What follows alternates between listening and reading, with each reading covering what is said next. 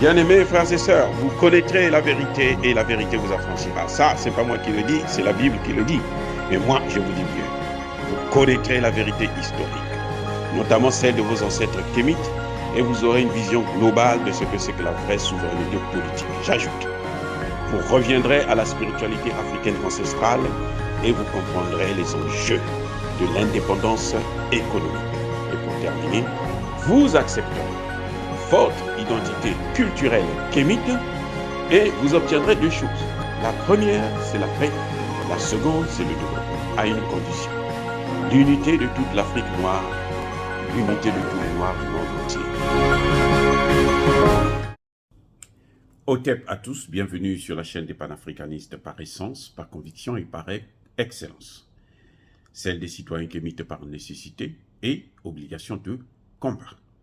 Nous sommes une chaîne qui n'est guidée que par nos ancêtres et rien que par les ancêtres qui appartiennent à l'égrégore du monde noir. Par conséquent, nous ne croyons en aucun Dieu venu de l'étranger. Toutefois, cette vidéo n'est aucunement destinée à inciter à la haine ou à la violence, car nous menons un combat qui est d'abord et avant tout spirituel, intellectuel et démocratique. Ensuite, il est politique, géopolitique et géostratégique. Contre l'impérialisme, le colonialisme, le néocolonialisme et l'endocoloniat, qui sont tous qualifiés de crimes contre l'humanité. Nous menons ce combat sur la base du principe fondamental que nous avons hérité de nos ancêtres kémites, qui est celui de la Mahat, c'est-à-dire solidarité, vérité et justice. Vous êtes donc en droit de connaître la vérité et nous avons l'obligation de vous dire la vérité, rien que la vérité, afin que justice soit rendue au continent africain. Et ça, c'est notre modeste contribution dans cette noble lutte en faveur de la souveraineté, la dignité, la solidarité et l'unité africaine. C'est exactement ça que nous appelons le panafricanisme. Bien-aimés frères et sœurs, nous allons vous apporter des nouvelles du Congo-Brazzaville. Les magistrats congolais sont tous, ou presque, corrompus. Le président Denis Sassou Nguesso a expérimenté un fait. La sanction, le tout-sanction, la politique du tout-sanction. C'est-à-dire qu'il faut seulement sanctionner et puis le problème est résolu. Il faut punir, il faut taper. Une idée, bien entendu, qui n'a jamais existé dans le monde noir de nos ancêtres d'Égypte et de Nubie. Parce que nous, on prenait plutôt la rééducation des brigands, des bandits. Bref, le président Denis Sassou Nguesso constate que les magistrats de Pointe-Noire, la ville de Pointe-Noire, la seconde ville du Congo, sont corrompus. Que fait-il? Il décide de virer tous les magistrats. Ah oui, tous les magistrats. Et il dit lui-même qu'il fallait taper fort. Très bien. Il vire les magistrats. Qu'est-ce qui va se passer? Il nomme de nouveaux qui viennent, qui occupent les postes, ainsi de suite. Une semaine seulement qui est passée. Vous savez quoi? Les nouveaux magistrats là faisaient non seulement ce que les autres faisaient, ce qui avait été sanctionné, mais eux, ils faisaient même pire en une semaine. Le président lui-même a expérimenté l'échec de sa politique dans le domaine de la justice. L'échec de sa politique.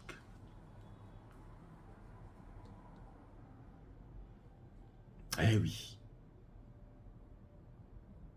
La magistrature suprême était KO. Et là, que dit le président Sassou Nguesso? Il se dit, mais attendez, il a sorti le terme, il a copié le terme, en disant que le ver est dans le fruit. Ah bon?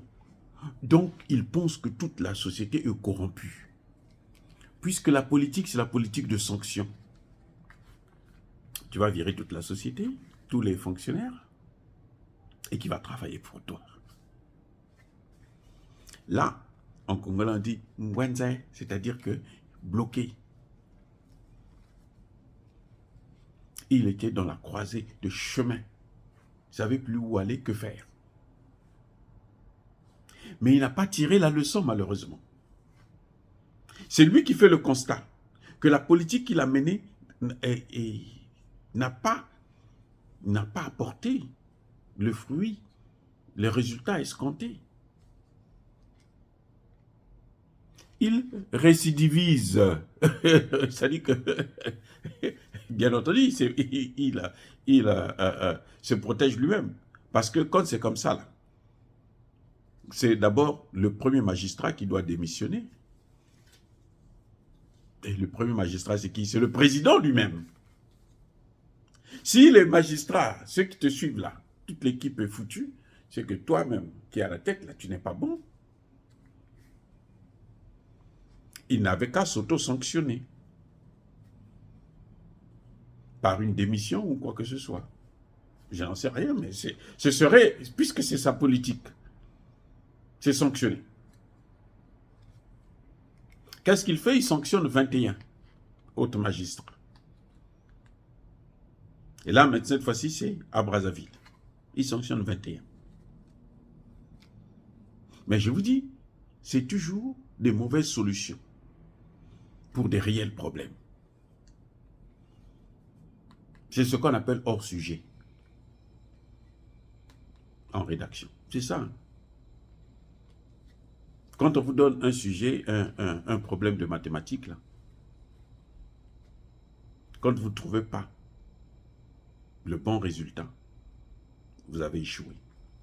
Et il va encore échouer. Là. Parce que le problème, c'est la corruption.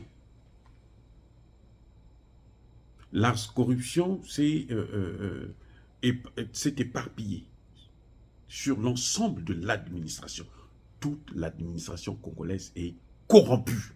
Je dis bien toute l'administration congolaise, y compris les ministres. Quand ils prennent les 10% là, pour chaque marché qu'ils traitent là, c'est quoi? C'est la corruption, non?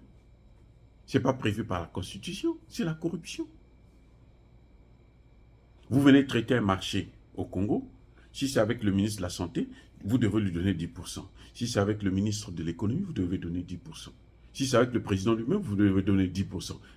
Loïc Le Floch Prigent l'a dit. Il a dit le seul président à l'époque. Il est encore vivant, il est en France là. Ce n'est pas moi qui le dis. Le seul président qui n'avait jamais pris les 10%, c'est le président tchadien Idriss Déby Itno, le maréchal, et à son âme. Mais tout le reste là, les Sassou Nguesso, les Bongo, les Paul Biya, les ceci, tous ceux qui ont travaillé avec Elf, prenaient 10%. Donc quand Elf vient, si Elf doit dépenser 100 milliards, eh bien le président a 10 milliards. Qu'on verse sur son compte personnel. Pas au trésor public, sur son compte personnel. Et c'est ça qui appauvrit un pays. La meilleure solution à la corruption, ce n'est pas de sanctionner les autres seulement. Eh oui. Dans le cas du Congo, là, à mon avis, il faut se poser d'abord la question, pourquoi les magistrats sont corrompus? Pourquoi l'administration est corrompue? Si vous posez des bonnes questions, vous allez trouver des bonnes réponses. Eh bien, la première des choses, c'est que, 1, ces gens-là sont mal payés. Ils sont sous-payés. Ils ont du mal à tenir les 2 bouts du mois. Ils sont payés au lance-pierre.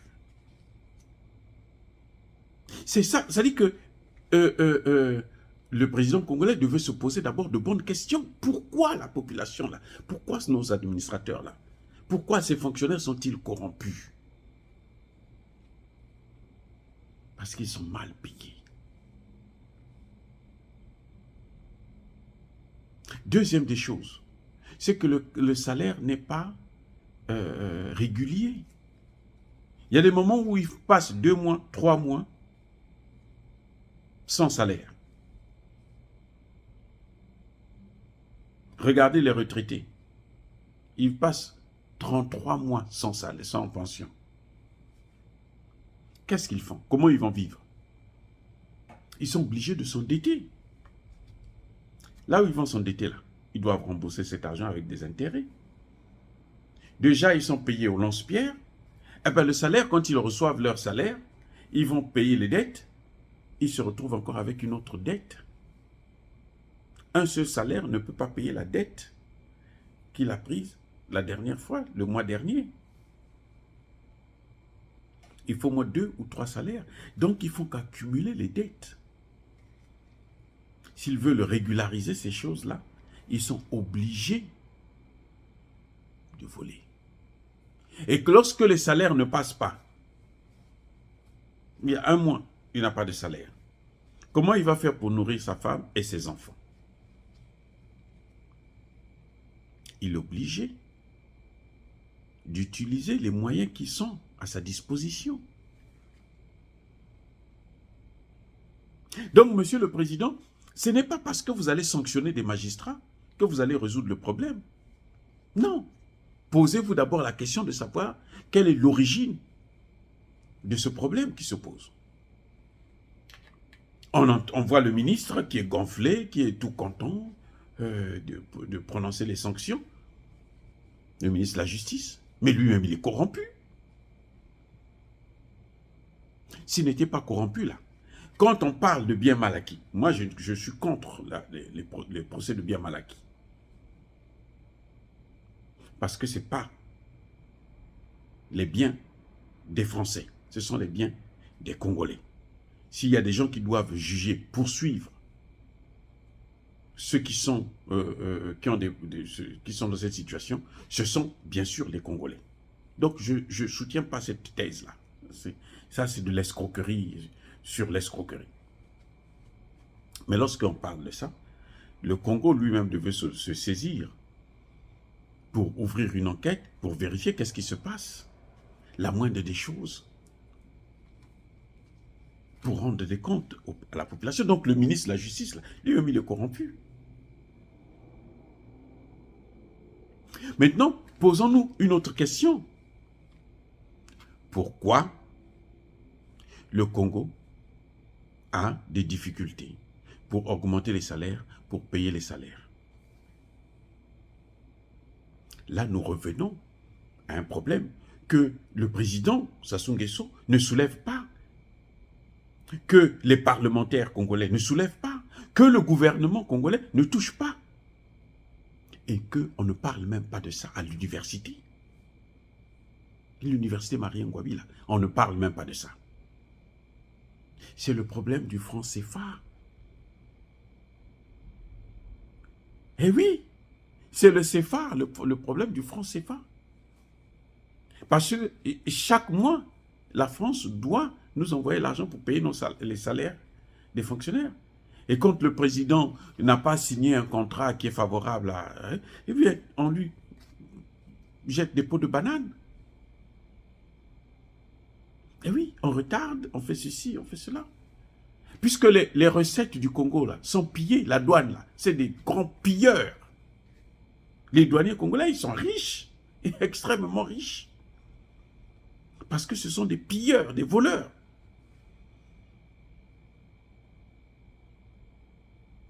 Donc, on compte sur l'argent que nous avons en France, dans le compte d'opération. Et c'est la France qui décide de cet argent. C'est pour ça qu'il faut couper ce cordon ombilical. Il faut couper ce lien avec la France. Pour que la France ne puisse plus avoir une ingérence. Pour que nous puissions battre monnaie nous-mêmes. pour que nous puissions avoir notre propre monnaie. Voilà le vrai problème. C'est ça qui empêche, qui pose des soucis à tous les gouvernements congolais. Vous allez prendre le plus intelligent des Congolais, vous le mettez là, Premier ministre.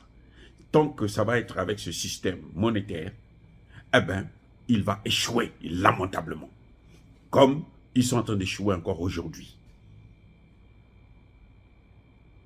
Si M. Sassou Nguesso veut s'en sortir, si M. Sassou Nguesso veut vraiment lutter contre la corruption, il faut que nous puissions avoir notre propre monnaie. C'est ce qui permettra à ce que le Congo puisse s'industrialiser. Vous ne pouvez pas vous industrialiser avec l'argent qui ne vous appartient pas. Vous ne pouvez pas créer des emplois. Il faut créer des emplois. Il faut désengorger les familles congolaises. C'est-à-dire que les enfants qui arrivent à un certain âge, s'ils ont le travail, ils vont quitter les parents. Les parents auront leur salaire pour eux. Pas pour nourrir des enfants qui sont déjà âgés, qui ont eux-mêmes des enfants. Pas pour nourrir des familles. C'est là le problème. Le vrai problème, il est là. Que M. Sassou Nguesso ne touche pas. Que le gouvernement congolais ne touche pas. Tout ce que vous voyez là, les sanctions là, ce sont... alors c'est zéro. Il ne va rien résoudre. Si c'est par cette méthode-là, rien ne va s'arranger. Il faut s'attaquer à la racine du mal. Il faut attaquer la racine du mal. Et c'est le franc CFA là. Parce que chaque fois que nous avons besoin d'argent, il faut s'endetter. Si ce n'est pas auprès de la France, il faut s'endetter au FMI. Et quand le FMI vous donne l'argent, vous prête de l'argent, mais il y a des conditions qui viennent avec. Ce qu'on appelle les programmes d'ajustement structurel. Il faut réduire le nombre de fonctionnaires. Il ne faut pas investir dans l'éducation. Il ne faut pas investir dans la santé. Vous avez des gens qui sont malades, qui ne peuvent pas se faire soigner et qui donc sont improductifs parce qu'ils ne peuvent pas travailler. Vous avez l'éducation nationale qui est complètement délabrée. La formation est devenue, le niveau est devenu tellement bas à cause du FMI. À cause de la France.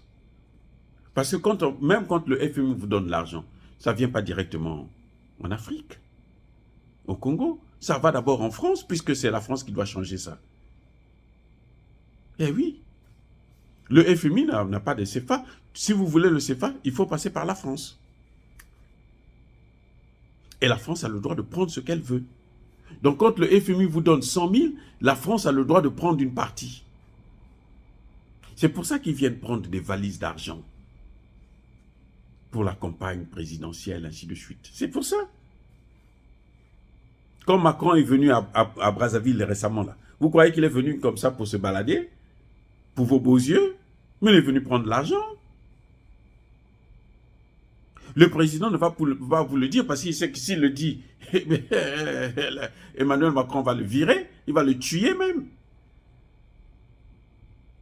Et c'est pour ça que nous on vous dit, et si le président veut son autonomie, pour être capable de gérer lui-même son propre pays, ben il faut qu'il commence d'abord par couper les ailes à cette France qui s'ingère, qui peut faire et défaire des gouvernements chez nous.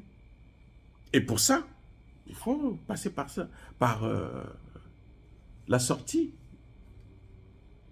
du franc CFA. Ce n'est pas la démocratie. Non, on s'en fout de la démocratie.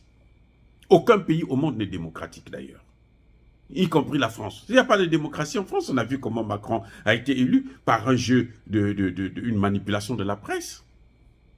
On fait de Marine Le Pen une candidate crédible pendant 5 ans, et quand elle arrive au second tour, on dit « Ah, vous savez qu'elle est, elle est raciste ». Et les Français ne sont pas très intelligents, bien entendu. Qu'est-ce qu'ils font? Ils votent pour Macron, et c'est comme ça qu'il a été réélu. C'est une escroquerie démocratique.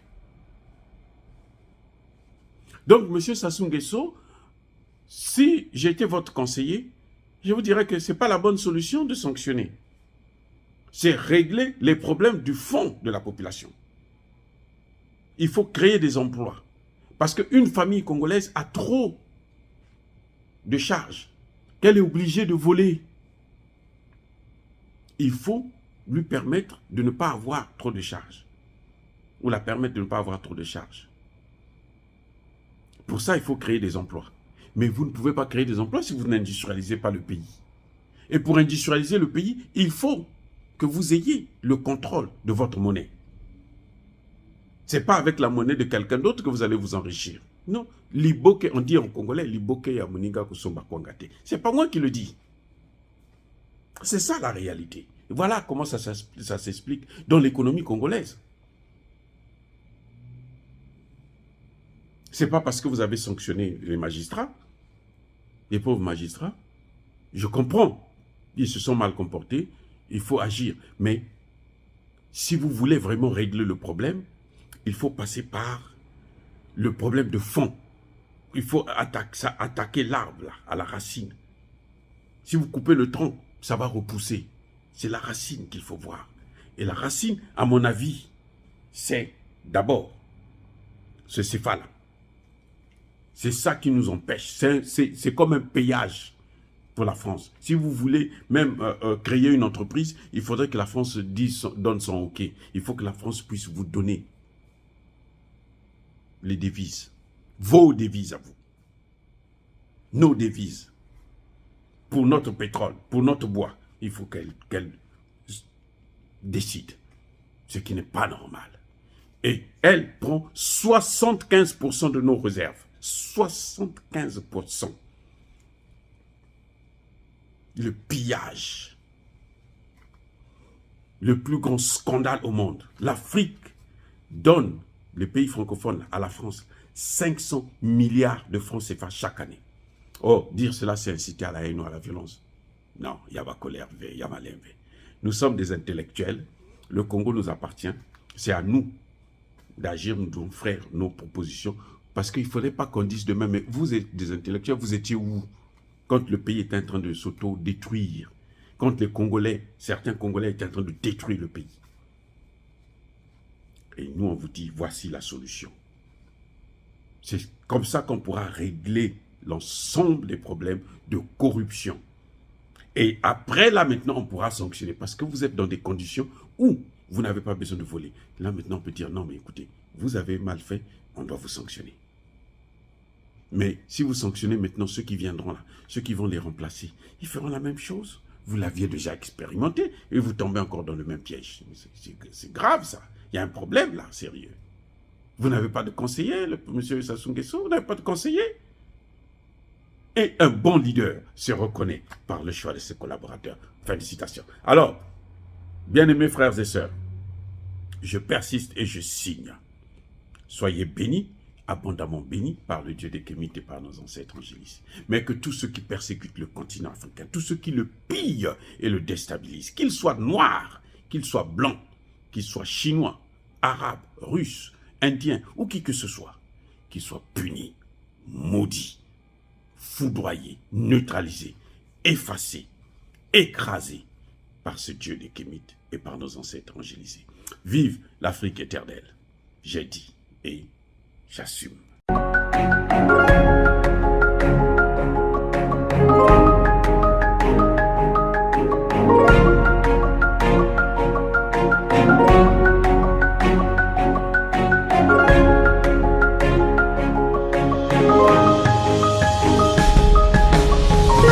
Eux, ils marchent par la foi et non par la vue.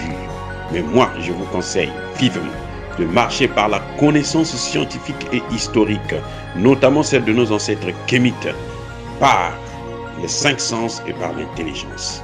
À vous, Apia.